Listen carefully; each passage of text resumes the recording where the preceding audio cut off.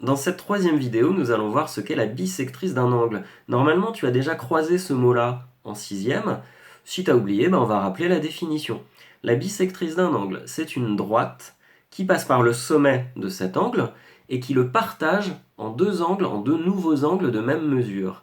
On va tout de suite voir ce que ça donne sur un dessin. Et il y a deux façons de tracer la bisectrice. La première façon, c'est d'utiliser le rapporteur, et la deuxième façon, c'est d'utiliser le compas. Je vais te montrer ces deux méthodes.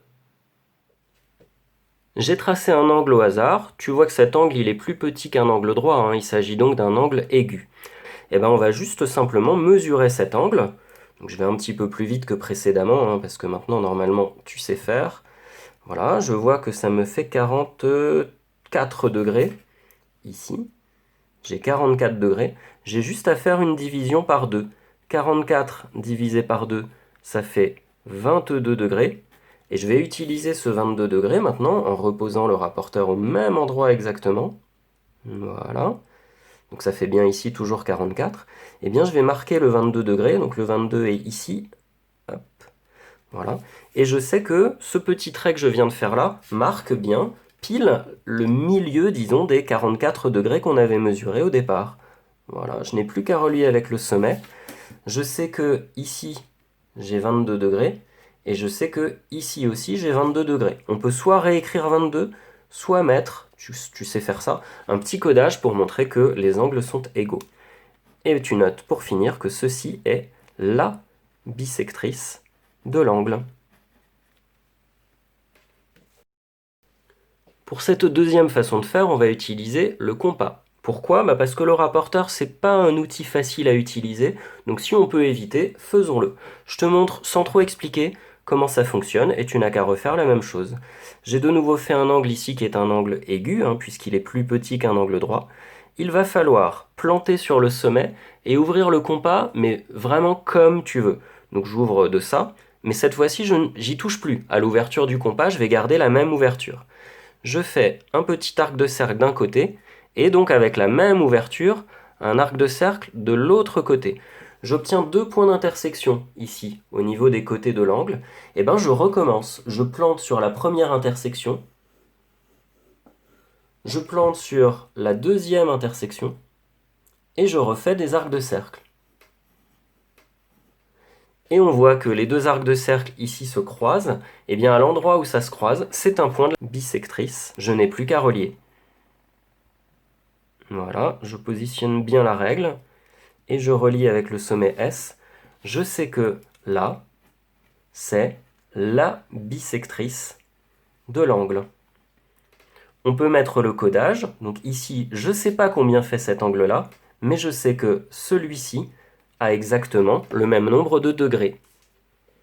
Application maintenant. Nous allons tracer les trois bisectrices d'un triangle. Pourquoi 3?